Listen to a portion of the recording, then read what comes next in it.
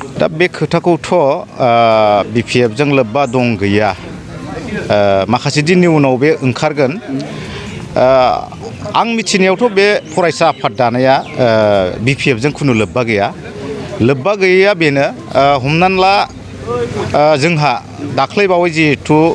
2020 सननि 27 जानुवारियाव मोनसे BTR accord जानानै फैबाय सान्थि सुक्ति जानानै फैबाय बे सुक्तियाव जोंहा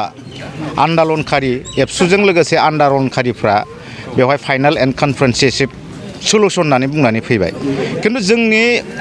बर'फानि जिथु मोनसे मिशन आरो भिजन बेयो बड'लेण्ड सेपारेट स्टेट बड'लेण्डसोमोन दा बेखौ गारबोनायखाय जोंनि माखासे सेपारेट स्टेटखौ मोजां मोनग्रा डाइनेमिक सेंग्राफ्रा हयथ' बेखौ फिन आरोबाव नैबे बड'लेण्ड मुभमेन्टखौ जागायफिननो थाखाय बिथांमोनहा नैबे फरायसा आफादखौ दादों होननानै जों मिथिगौ आरो बेवहाय हयथ' जों खोनादों मोनसे आरोबाव एबसु दाबावदों होननानै आं मिथिनायाव बियो मोनसे एबसु बायदि मोनसे नङा खारन बियो जाहैबाय मा मोनसे आलादा स्टुडेन्ट इउनियन जेनेबा पेरेलेल एबसु नङा बै समाव जेरैबायदि जादोंमोन उपेन एबसु आरो रामसियारि एबसु बेबायदि मोनसे पेरेलेल एबसु नङा बेखौ जों मिथिगौ आरो आंनि बिबुंथियाव नैबाव आङो दुखु फोरमायदों मानो होनबा जारिमिनखौ सोलायनो हाया आरो 10 फेब्रुवारियाव जेबोआनो जायाखै 2003 सननि बिदिथ' खोथा नङा गतिके सरकारि भाबै जिहेतु हाग्रामा महिलारि बिथाङा थानायाव खुंबाय थादोंमोन हाग्रामा महिलारिया खुंनाय बादि खुङाबाबो खमसे खम बड'फा उपेन्द्रनाथ ब्रह्मनि बाव माबा गायसननाय दं सेक्रेटारियेटआव बड'लेण्ड सेक्रेटारियेट मोखाङाव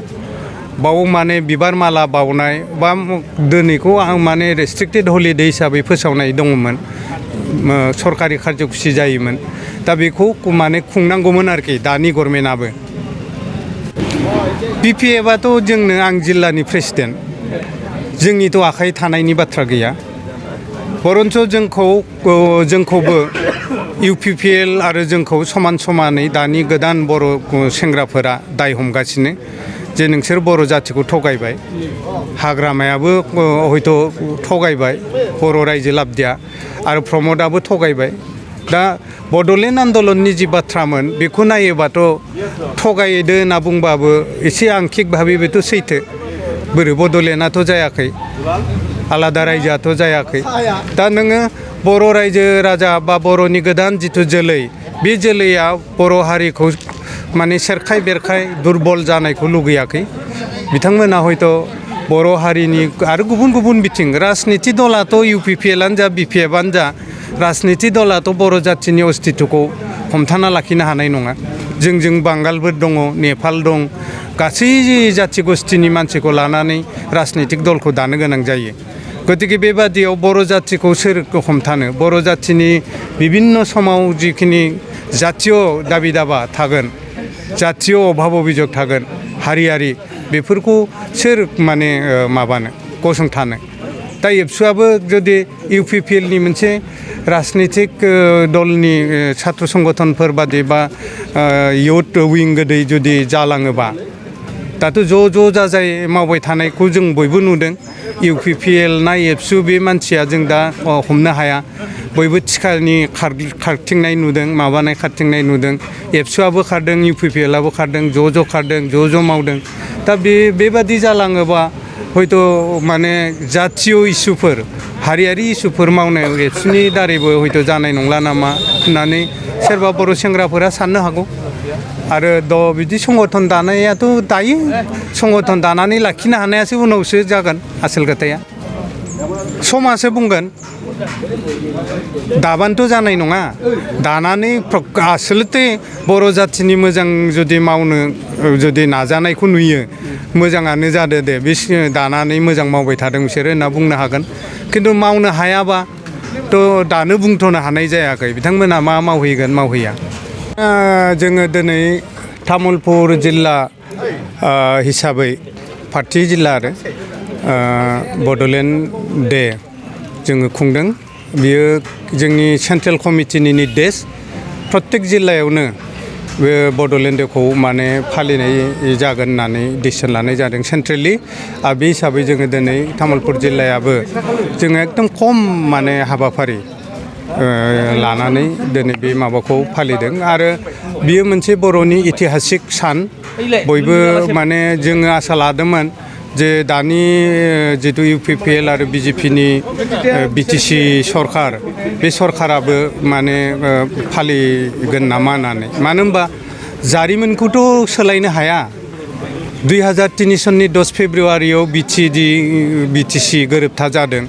बियो बयबो दुलाराय भारतबर्षआ मिथिगौ बियो दा संबिधानाव माने सोजाबावबाय सांबिधानिक मोनसे सुक्ति गतिके बे सांबिधानिक सुक्तिखौ जोंनि दानि BTC सरकाराबो खुंनांगौमोन BTRआथ' इमप्लिमेन्ट जाथ'वाखै जाबा BTR गोरोबथाखौबो फालिलांनांगोन बाव बुंनांगौ जेबो खोथा गैया माने प्रश्नआनो नङा बियो जिहेतु बेबो मोनसे गोरोबथा बर'नियाव मोननै मोनथाम गोरोबथा जाबाय थादों आरो जाबावनो हागौ सेपारेट स्टेटनिबो माने जाहैनोबो हागौ बे सानाबो बर'नि थाखाय बिराद गिदिर सान जागोन जुदि जायोबा गतिके बेफोर सानखौ जोङो माने रायजो राजानि गेजेराव माने गोसोआव खोलैलांबाय थानांगोन मा जादोंमोन 10 फेब्रुवारियाव दा बे माबाखौ नोजोरखौ लाखिनानैनो जोङो माने दिनै बड'लेण्ड सान बड'लेण्ड डे 10 फेब्रुवारि बर' गोरोबथा सानखौ जोङो खुंदों आरोखि मोनसे गोजोनथाव खौरां चिरां जिल्लानि सिङाव थानाय बिजनी महकुमानि 1 नं बेथागाव गामियाव थानाय जिजास मेरि स्कुलाव 3 फोरोंगिरिनि गोनांथि जानानै फैदों गोसो गुदुं बिजाथिफोरा बे पस्टनि थाखाय एप्लाइ खालामनो हागोन बे पस्टआव एप्लाइ खालामनो थाखाय गोनांथि जानाय क्वालिफिकेशना जाबाय इंलिश आयदायाव MA पास जानाय जानो नांगोन मेथ्स आरो फिजिक्स आयदायाव MSc पास जानाय जानो नांगोन बिजाथिफोरा 15 फेब्रुवारि 2022 इं अक्ट'सिमनि गेजेराव गावबागाव बाय'डाटाखौ फरायसालियाव गथायहैनो हागोन बाय'डाटाखौ लाखिखांनायनि उनाव सानसे बिजाथिखौ इन्टारभिउनि थाखाय लेंहरनाय जागोन